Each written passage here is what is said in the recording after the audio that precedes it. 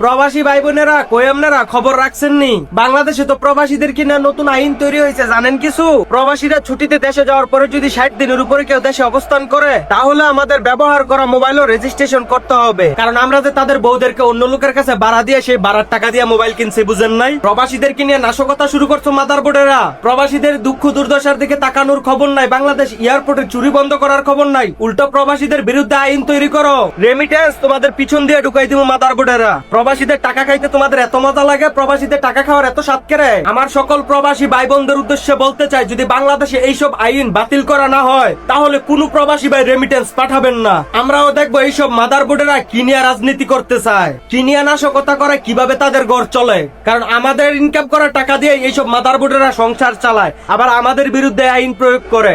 Remittance বন্ধ করার সময় এসে গেছে ভাই। সবাই একত্রিত হন, সবাই ঐক্যবদ্ধ হন, রেমিটেন্স শাটডাউন করেন। বাস, আর কোনো কথা নাই। আইন মন্ত্রণালয়ের যে সকল মাদারবোর্ডের আছে প্রত্যেকটারে চেঞ্জ করতে হবে। প্রত্যেকটাই চোরের থেকেও চোর। শুধুমাত্র প্রবাসীদের থেকে কেমনে টাকা খাইবো সেই চিন্তায় ঘুরে মাদারবোর্ডেরা সারাক্ষণ। তাই এখন স্পষ্ট বার্তা, রেমিটেন্স আর কেউ পাঠাবো না। সবাই হুন্ডিতে লাগান, সবাই হুন্ডি লাগান, সবাই বিকাশ করেন। দেখি মাদারবোর্ডেরা কি করে আমাদের থেকে টাকা নেয়। প্রবাসীদেরকে নিয়ে নাশকতা বইরা দিমু একদম পিছন দিয়া। প্রত্যেকটা প্রবাসী ভাই বোনদেরকে বলবো ভিডিওটা শেয়ার করেন এবং সবাই সবার জায়গা থেকে রেমিটেন্স পাঠানো বন্ধ করেন। কারণ আমরা তো মায়া করে টাকা পাঠাই, তাই মাদারবোর্ডেরা দিশা পায় না, বুঝেন নাই? রেমিটেন্স পাঠানো বন্ধ করলে তারপরে ঠিক হবে, এর আগে না।